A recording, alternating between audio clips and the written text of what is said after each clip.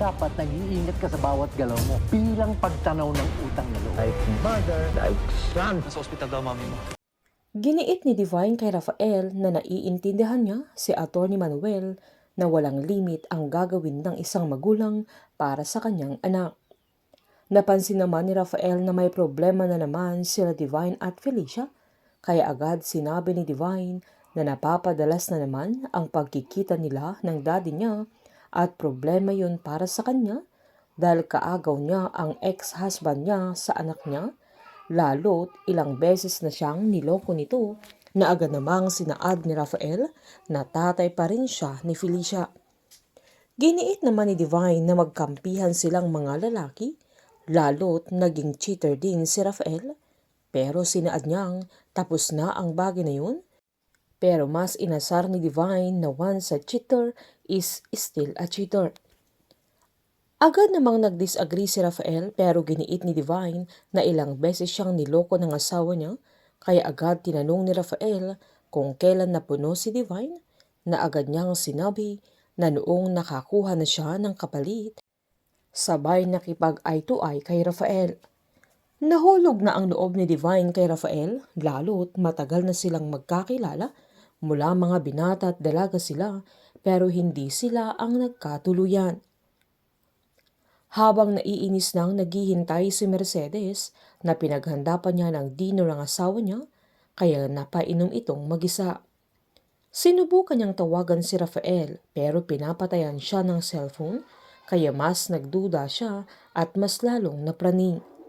Sa tagal ni Rafael ay niligpit na ng mga katulong ang mga pagkaing nakahain, pero inantay pa rin siya ni Mercedes.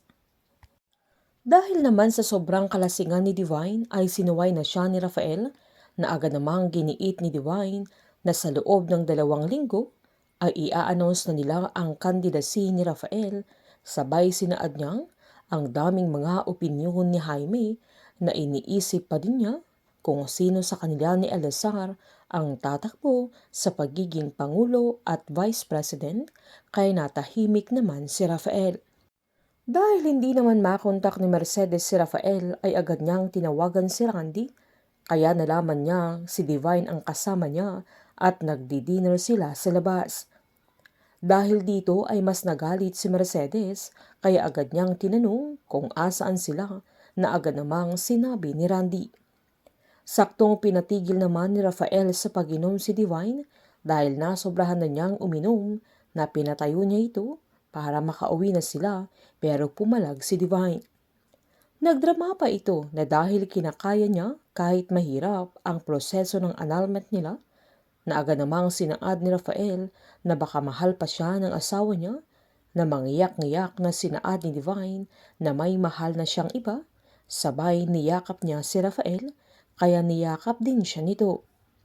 Sakto namang dumating si Mercedes, kaya agad niyang sinugod si Divine, na sinabunutan niya ito at pasigaw niyang sinabi na layuan niya ang asawa niya. Sinubukang awatin ni Rafael ang asawa niya pero palaban ito, kaya dehado si Divine, lalo't naunahan siya ni Mercedes. Wala naman silang kaalam-alam na habang nagsisigawan at nag-aaway ang dalawa ay may kumukuha ng video sa kanila. Nang makauwi na sila sa bahay nila ay nagwawala pa rin si Mercedes, kung saan pasigaw niyang tinanong ang asawa niya kung wala na talaga siya sa buhay niya. Sinumbat ni Mercedes na niloloko siya ni Rafael, na inulit na naman niya ang pambababae niya noon. Tinanong niya ang asawa niya kung gaano nakatagal ang panloloko nila ni Divine sa kanya. Dahil dito ay nanggigil naman si Rafael, kaya naitulak niya sa upuan si Mercedes at muntik pa niya itong sinuntok, pero pinigilan niya ang sarili niya.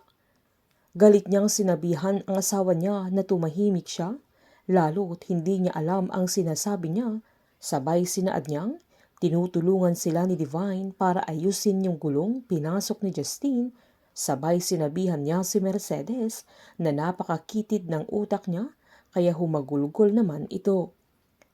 Ayaw nang makipagbalikan ni Divine sa asawa niya dahil si Rafael na ang gusto at mahal niya, kaya sasamantalahin niya na kailangan siya ni Rafael at gagawin niya ang lahat para mahalin siya nito. Papaano naman maghihiganti si Mercedes kila Divine at Rafael?